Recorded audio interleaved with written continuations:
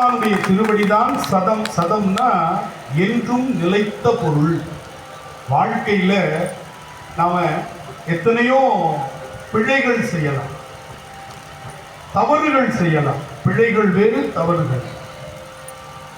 அதனால் நமக்கு ஏற்படுகிற வினையை கணிப்பதற்கு இந்த பிறவி நமக்கு கிடைச்சது. இந்த பிறவி நமக்கு எதற்கு கிடைச்சிருக்குன்னா, நமக்கு இந்த வினையினால் ஏற்படுகின்ற இன்ப துன்பங்களை அனுபவிப்பதற்கு நமக்கு ஒரு உடல் வேண்டும்.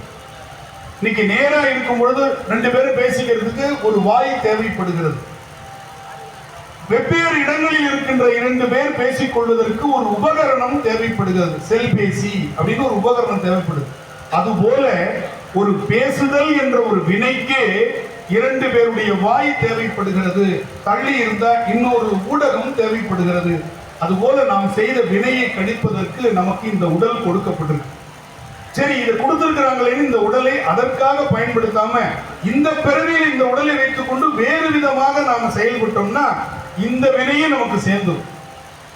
அதனால நம்ம இதை புரிந்து கொண்டோம் என்று சொன்னால் இந்த வாழ்க்கை நமக்கு மகிழ்ச்சியாக இருக்கும். எனவே துன்பம் வந்தா ரசிங்க, துன்பம் வந்தா அனுபவிங்க, துன்பம் வந்தா மகிழ்ச்சி அடைங்க. ஏன்? வினையை கணிப்பதற்கு இறைவன் நமக்கு அருள் செய்ய தொடங்கி விட்டான். இப்படி யாரும் சொல்லியிருக்க மாட்டாங்க. துன்பத்தை ரசிங்க, துன்பத்தை அனுபவிங்க, துன்பத்தோடு வாழ பழகி கொள்ளுங்கள். ஏன் அப்படின்னா, நாம் வினையை அனுபவிக்கும் பொழுது இறைவன் நம்ம கூட இருப்பான். அந்த வினையை அனுபவிக்கும் பொழுது நம்மோடு இருந்து அனுபவிப்பது. இப்ப நம்ம ராத்திரி இருட்டா இருக்கு, நடந்து தனியா போனோம்னா ஒரு பயமா இருக்கும். நம்ம கூட யாராவது ஒருத்தர் வந்தாங்கன்னு வச்சுக்கோங்க, அந்த பயம் நமக்கு போயிடுது இல்லையா? அது மாதிரி வினையை நாம் தனியா அனுபவிக்கணும்னு நினைச்சா தான் நமக்கு கவலை, பயம். நம்மோடு சேர்ந்து எந்த பாவமும் அறியாத சாமியும் அனுபவிக்கிறான்னு நினைக்கும் பொழுது நமக்கு எவ்வளவு சந்தோஷமா இருக்கு. நம்ம வீட்டுல கரண்ட் போனோம்னா வருத்தம் தான். பக்கத்து வீட்டை பார்க்கும்போது அங்கேயும் இருட்டா தான் இருக்காங்க, ஒரு சந்தோஷம் வருதா இல்லையா? பொய் சொல்லாம சொல்லணும். ஞானிகள் பூமியில வந்துட்டு பொய் சொல்லக்கூடாது. அப்ப நம்முடைய வருத்தம் எப்படி மகிழ்ச்சியா இருக்குது? அவனுக்கும் இல்லை. அது அவனும் வினை செய்தவன் பக்கத்து வீட்டுல, நாமளும் வினை செய்திருக்கிறோம். 2 பேர் வீட்லயும் கரண்ட் இல்லைன்றது நினைக்கிறதாச்சும் பரவாயில்ல. ஆனா வினை செய்த நான் கஷ்டப்படும் பொழுது எந்த வினையுமே செய்யாத இறைவன் இந்த உயிருக்காக நம்மோடு சேர்ந்து கஷ்டப்படுறானே, நினைச்சு பாருங்க. அப்படி நினைக்கும் பொழுது பெருமானே என்னோடு நீ இருக்கிறாயா அப்படின்னு நான் நினைந்து நினைந்து நெகிழ்ந்து நெகிழ்ந்து ஊற்றடும் கண்ணீர் அதனால் உடம்பு நனைந்து நனைந்து அருள்நிதியே இல்லையா ஞான நடத்து அரசை என்று அப்படி பெருமானை வணங்குவதை தவிர நமக்கு வேற எந்த கைமாறும் அவனுக்கு செஞ்சிட முடியாது. அதைத்தான் நம்முடைய அருணகிரிநாதர் சொல்லுகிறார். முக்கியமாக பல பாடல்கள் என்ன சொல்றார்? பாட்டு பாடுறது போதும் யா, அது போதும். பாடும் பணியே பணியாய் அருள்வாய்ங்க.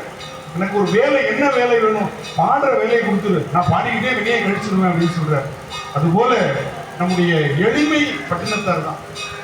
பட்டினத்தாரோட கதையை தெரியாம யாருமே இல்லை. அதை நான் சொல்லிட்டு அழகா ஒரு பாட்டுக்கு வரேன். பட்டினத்தார் மற்றவர்கள் எல்லாம் கிராமத்தில் பிறந்தவர்கள். இங்க இருக்கக்கூடிய ஞானிகள் எல்லாரும் கிராமத்துல பிறந்தவங்க. இவர் மட்டும்தான் பட்டினத்துல பிறந்தார். அதனால இவருக்கு பட்டினத்தார்னு பேர். மற்ற எல்லா ஞானிகளும் கிராமத்தார். காவிரிக்கும் பட்டினத்தில் பிறந்ததுனால இவருக்கு என்ன பேரு? பட்டினத்தார். திருவெண்காடர் என்பது அவருடைய பிள்ளை திருநாமம், திருவெண்காடர். அந்த பட்டினத்தாருடைய துறவு என்பது ஒரு ஒற்றை அடி, ஒரே ஒரு சொற்றொடர். அவருடைய மகன் மருதவாணன் எழுதி கொடுக்கிறான். காதற்ற ஊசியும் வாராது கான் நும் கடை வழிக்கே. அவ்வளவுதான். காதற்ற ஊசி எதுக்காக பயன்படுமா? அந்த ஊசியை கூட நீ எடுத்துட்டு போக முடியாது. நீ எடுத்துட்டு போக முடிஞ்சது ஒன்னே ஒண்ணுதான், நீ செஞ்ச பாவ புண்ணியத்தை மட்டும்தான் இந்த உயிர் சுமந்து கொண்டு போகும். யாராவது நம்ம கூட வருவாங்களா? கணவனுக்கு மனைவி கூட வருவாளா? மனைவிக்கு கணவன் கூட வர முடியுமா? பிள்ளைகள் கூட வர முடியுமா? யாருமே வர முடியாது. கேட்டு பாருங்களேன். கணவன் போகும்போது கேட்கிறார், இவ்வளவு காலம் என் கூட வாழ்ந்துட்டியே, நீ தனியா கஷ்டப்படுத்திய, வந்துரு என் கூட. எத்தனை மனைவிமார்கள் கிளம்புவாங்க? ஏங்க நீங்களும் போயிட்டீங்க, நானும் உங்க கூட வந்துட்டு அமாவாசை யாரு கும்பிடுறது? எனவே உங்களுக்கு அமாவாசை கும்பிடுவதற்காக நான் இருக்க வேண்டாமா? நல்லபடியா போயிட்டு வாங்க இல்லையா? இதுதான் உலகத்தினுடைய நியதி. சொல்லுவாங்க, அவர் இல்லாமல் நான் இல்லை, நான் இல்லாமல் அவர் இல்லை அப்படின்னு சொல்லுவாங்க. ஆனால் யமன் வந்து நிற்கும் பொழுது அழகா சொல்றார். அத்தமும் வாழ்வும் அகத்து மட்டே விழி அம்பு ஒழுக மெத்தியரும் மெத்திய மாதரும் வீதி மட்டே கைத்தலை மேல் குவித்து அழும் மைந்தரும் சுடுகாடு மட்டே பற்றி தொடர்வது புண்ணிய பாவமும் ஆம். நம்ம கடைசி வருது எது? புண்ணிய பாவம் மட்டும்தான். அதுதானே கடைசி வரையும் வரும் சொல்லுகிறார் நம்முடைய பட்டினத்தார். அருமையான பாட்டு, எளிமைக்கு பட்டினத்தார். அதை பார்த்த உடனே 9 கோடி சொத்தை தூக்கி தெருவில் போட்டார். ஆடை பட்டாடைகள் கழட்டி தூக்கி எறிஞ்சார். ஒரே ஒரு கோபனம் கட்டிட்டு வெளியில போயிட்டார். அவ்வளவுதான். துறவுன்னா பட்டினத்தார் துறவுங்க. அதை பின்னாடி வந்த தாயுமானவர் சொல்லுகிறார், மிகப்பெரிய ஞானி மௌனகுரு தாயுமானவர் சொல்லுகிறார், பாரனைக்கும் பொய்யனவே பட்டினத்து பிள்ளையை போல் ஆறும் துறக்கை அரிது. இந்த பட்டினத்து பிள்ளையார் இருக்கிறாரே, இவரை மாதிரி ஒரு துறவியை உலகத்துல பார்க்கிறது ரொம்ப ரொம்ப அரிதுங்க என்று சொல்லி பின்னாடி வந்த தாயுமானவர் அந்த துறவை போற்றி பாடுகிறார் என்று சொன்னால் எப்படிப்பட்ட துறவு அது! நமக்கு அழகா பட்டினத்தார் ஒரு பாடலை எளிமைனா எப்படி இருக்கணும்னு சொல்லி கொடுக்கிறார். அந்த பாட்டை பார்க்கலாம்.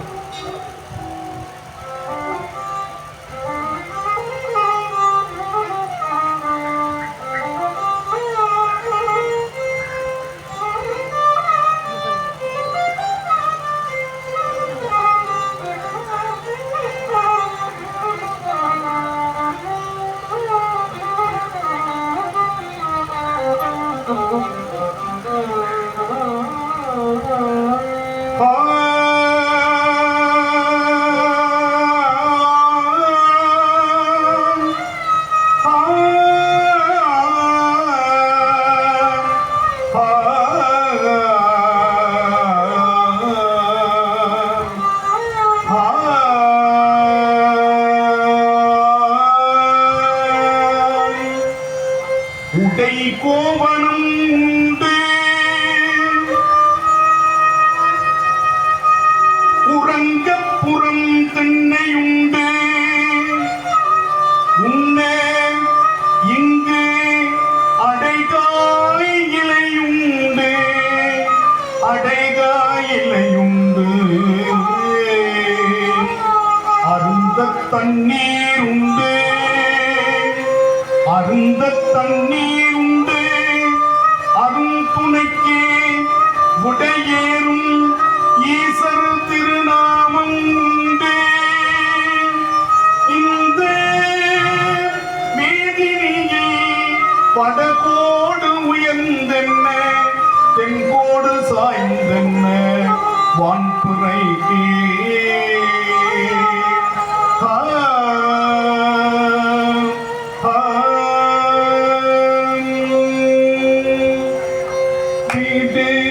நமக்கு திருவாலங்காடு.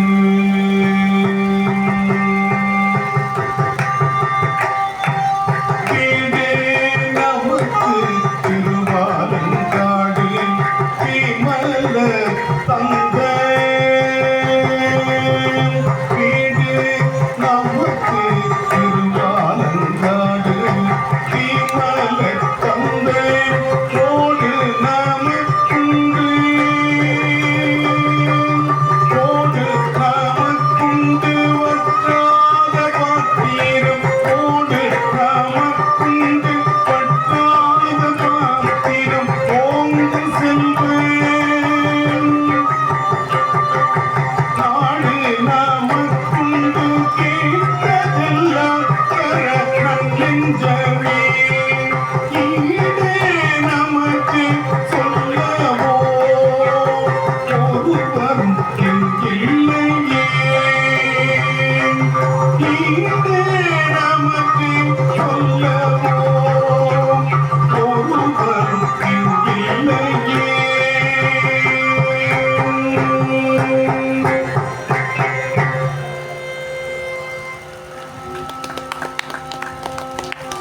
அருமையான பாட்டு. நம்முடைய பட்டினத்தார் கோவிலில் எழுதி போட்டிருக்கிற பாட்டு. என்ன பாட்டு? காதற்ற ஊசியும் வாராதுதான் கடைவழி. அந்த பாட்டை அந்த ஒரே ஒரு ஒற்றை அடியை 2 பாடல்களில் நம்முடைய பட்டினத்து பிள்ளையார் பதிவு செய்திருக்கிறார். கொஞ்சம் உருக்கமா கேளுங்க. தப்பு பண்ணணுன்ற எண்ணத்தை அந்த பாடல் நமக்கு அப்படியே இதை நம்ம தள்ளிடலாமா? யாருக்காவது நம்ம தீங்கு நினைச்சா வேண்டாம். எவ்வளவு நாள் வாழ போறோம்? எத்தனை நாள் நம்ம வாழ போறோம்? திருவள்ளுவருக்கு போய் ஒருத்தர் பேட்டி கேட்டார். திருவள்ளுவருக்கு போய், சாமி வணக்கம். வணக்கம். நீங்க தான் திருவள்ளுவர்? ஆமா. 1330 திருக்குறள்? ஆமா. இந்த உலகத்திலே எது சாமி உலகத்திலேயே பெருமை?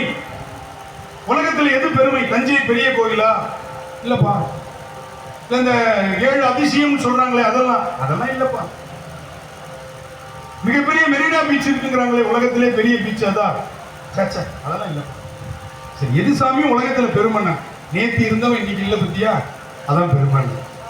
புரிஞ்சு போச்சா? நெருநல்னா நேற்று. நெருநல் உளன் ஒருவன் இன்று இல்லை என்னும் பெருமை படைத்து இவ்வுலகு. இதை நினைச்சுக்கோங்க. வாழ்க்கையில யாருக்கும் தீங்கு நினைக்க மாட்டோம். ஏன்னா இங்க நினைக்கிறது தான் இங்க வருது, இங்க வர்றதுதான் உடம்பு செய்யுது. எனவே எரியறத புடுங்கணும்னா கொதிக்கிறது அடங்கும் என்னுமா போலே நினைக்கிறத தூய்மையா நினைச்சோம்னா வாக்கு தூய்மையாகும். வாக்கு தூய்மையானா செயல் தூய்மையாகும். நீங்க செயலை மட்டும் தூய்மைப்படுத்தணும்னு நினைச்சீங்கன்னா நடக்காது. புரியுதா? பால் பொங்கிக்கிட்டே இருக்கு. கொஞ்சம் கொஞ்சம் நம்ம தண்ணி தெளிக்கிற மாதிரி செயலை கட்டுப்படுத்தி கொண்டு இருக்கிறோம். அந்த தண்ணீர் திருப்பவும் சூடானதுக்கு அப்புறம் பால் மீண்டும் பொங்கும். நம்ம அடுப்பை அணைத்தால் ஒழிய பால் பொங்குவது நிற்காது. அதுபோல் மனசுல செயலை கட்டுப்படுத்தாத வழியில் நாம் கையால் செய்கின்ற செயல். நிறைய பேர் சொல்லுவாங்க, நான் அதை பண்ணிட்டு பூஜை பண்ணிடுங்க, 3 மணி நேரம் பூஜை பண்றேன்றான். என்னால முடியல. 3 மணி நேரம் கச்சேரி பண்ண முடியுது, 3 மணி நேரம் பூஜை என்னால பண்ண முடியுது. அந்த திருவடிகளால நான் வணங்குறேன். எப்படி பூஜை பண்றாங்க? எப்படி போய் நமக்கு சிவாய வாழ்க நாதன் தாழ் வாழ்க.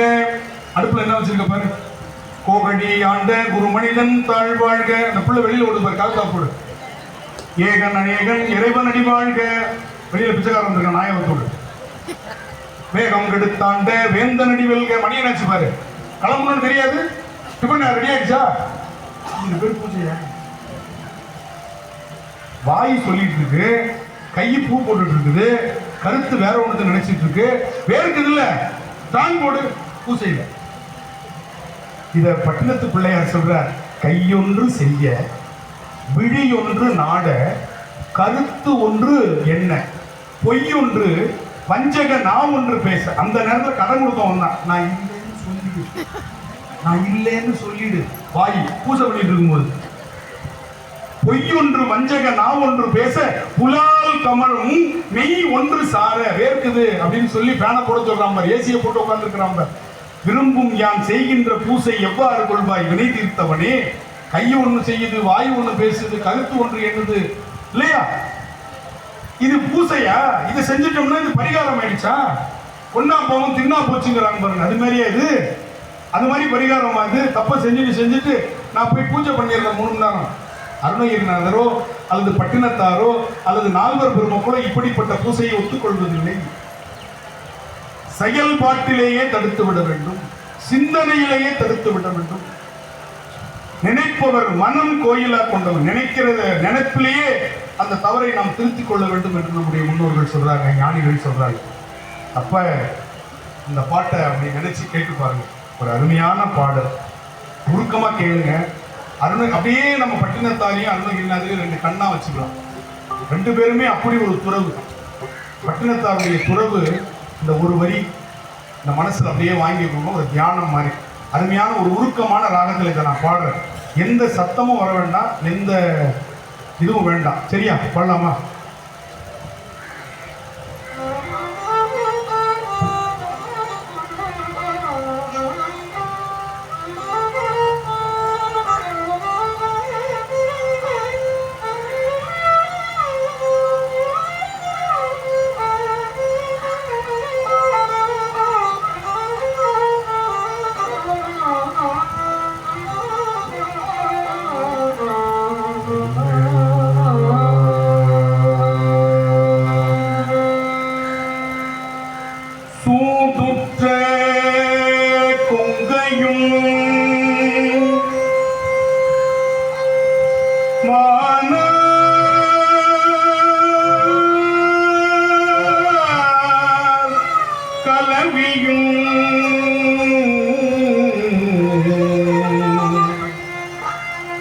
சூதுற்ற கொங்கையும் மானமும்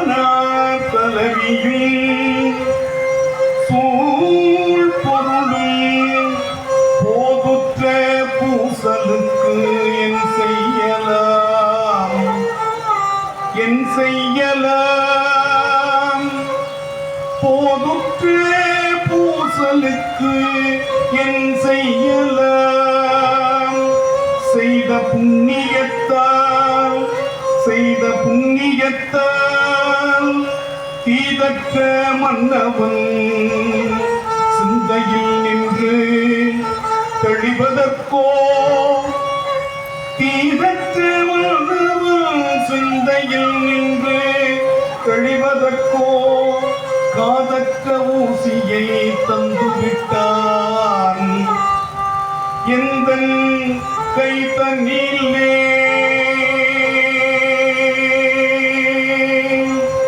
எந்தன் கை தண்ணீரிலே எந்தன் கை தண்ணீரிலே காதற்ற ஊசியை தந்துவிட்டான் எந்தன் கை தண்ணிலே எந்தன் கைதனிலே தந்துவிட்டான் காதற்ற ஊசியை தந்துவிட்டான் எந்தன் கை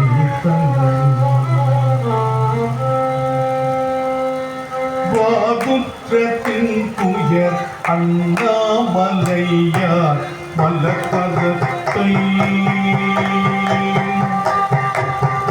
வாதுற்றத்தின் துயர் அண்ணாமலையார் மலர்பதத்தை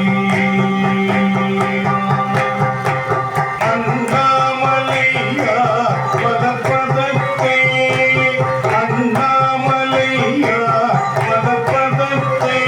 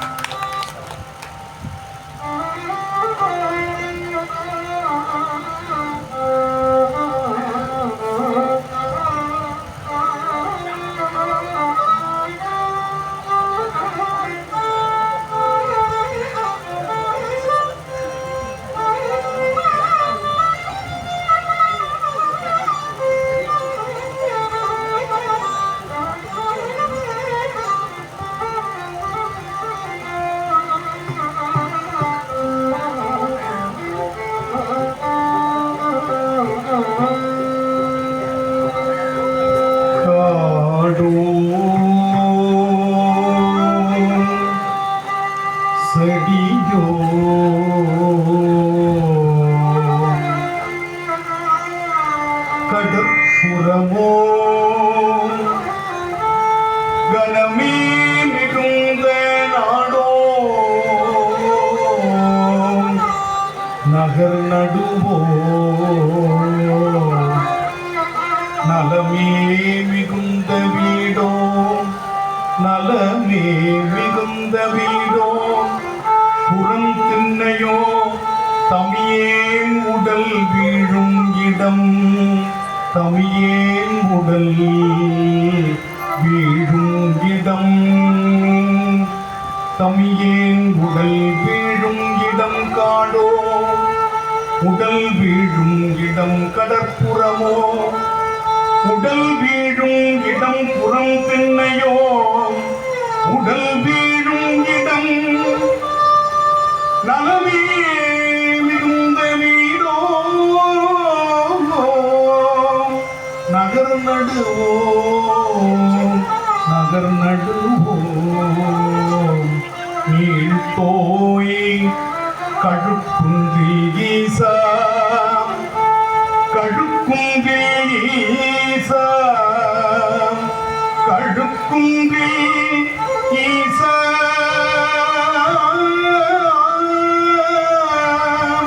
உயிர் துணை நின்பதமே கழுக்குன்றில் ஈசா உயிர் துணை நின்பதமே என் செயலாவது யாதொன்றுமில்லை இது தெய்வமே